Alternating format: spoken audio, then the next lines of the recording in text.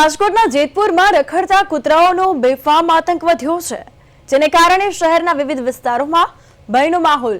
તો આસુપાલમ સોસાયટી કોટડિયા વિસ્તારમાં એક બાળક પર શ્વાને હુમલાનો સીસીટીવી વાયરલ થયો છે અને કૂતરાએ બાળકના હાથે બચકા ભરીને 6 ટાંકા આવ્યા હોવાનું સામે આવ્યું છે.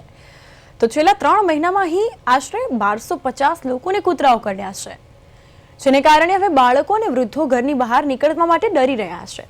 મોડી રાત્રે વાહન ચાલકો પાછળ શ્વાનો દોડતા હોવાથી અકસ્માતનો ભય પણ વધ્યો છે. અનેક રજૂઆત છતાં જેતપુર નગરપાલિકા દ્વારા કોઈ નક્કર પગલાં ન લેવાતા સ્થાનિક લોકોમાં આક્રોશ છે.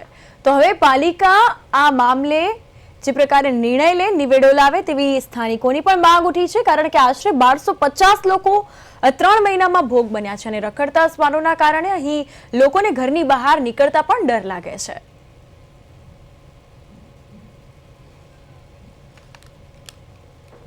સાથે વધુ અપડેટ્સ માટે અમારા સંવાદદાતા આશીષ મહેતા ફોન લાઈન પર જોડાઈ ગયા છે.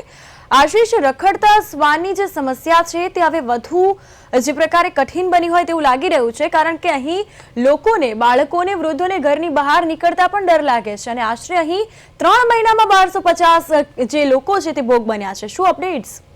જી, ચોક્કસથી જણાવી દઉં કે જેતપુરમાં રખડતા કૂતરાઓના આતંક છે તે બેફામ થયો છે. શહેરના વિવિધ વિસ્તારોમાં છે તે આતંક જોવા મળી રહ્યો છે. રાત્રિ દરમિયાન પણ કૂતરાઓનો બેફામ આતંક જોવા મળી રહ્યો છે. વાહન ચાલકો ને પારાવાર નુકસાની પણ થઈ રહી છે. બીજી બાજુ જો વાત કરવા જઈએ તો આ કૂતરાનો આતંક છે તે સીસીટીવી કેમેરામાં કેદ થયો છે. એક બાળકને જે કૂતરા કરડવાથી લગભગ અંદાજે 6 જેટલા ટાંકા છે તે આવ્યા છે અને તેના જ કારણે આ જે વિસ્તારમાં રહેતા લોકો છે તેમાં હાલ તો ખરેખર વાત કરવા જઈએ તો જે કૂતરાઓના કરડવાના વધતા આ બનાવના પગલે બાળકો અને વૃદ્ધો એ ઘરની બહાર પણ નથી નીકળતા અને મોડી રાત્રે પસાર થતા વાહન ચાલકો પણ કૂતરા દોડતા હોય તેવા અને અકસ્માતનો ભય થવાની પણ સંભાવના જોવા રહી છે. બીજી બાજુ અનેક રજૂઆત થતા જેતપુર નગરપાલિકા દ્વારા કોઈ નક્કર પગલાઓ અને આ કૂતરાના ત્રાસમાંથી મુક્તિ આપવા માટે કોઈ પણ આગોતરું આયોજન નથી કરવામાં. તેના જ કારણે આ જે પરિસ્થિતિ તે સર્જાય છે. અંદાજે જો વાત કરવા જઈએ તો 3 મહિનામાં 1200 થી વધુ આ લોકોને કૂતરા કરડ્યા છે અને સરકારી હોસ્પિટલે જે સારવાર લેવા જતા હોય ત્યાંથી આ જે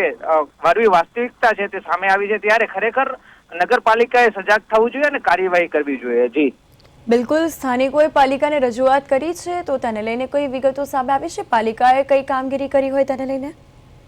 જી, આમ તો ઘણી વખત લોકોએ આવેદનપત્ર પણ કૂતરાને લઈને આપેલા છે. નસબંધી મામલે પણ અનેક વખત રજૂઆત કરાઈ છે, પણ તેમ છતાં નગરપાલિકા પાસે કોઈ આધુનિક સાધનો ના હોય અને તેના જ કારણે આ જે કૂતરાઓ છે, શ્વાન છે, તેનો આતંક વધ્યો છે અને તેના જ કારણે 3 મહિનામાં 1250 થી વધુ કૂતરાઓનો આતંક જોવા મળી રહ્યો છે અને લોકો તેમનો ભોગ બની રહ્યા છે. પરંતુ હવે ખરેખર નગરપાલિકા તંત્રએ સફાળું જાગવું જોઈએ અને આ બાબતે કામગીરી કરવી જોઈએ. જી બિલકુલ, તમામ માહિતી બદલ આપનો આભાર.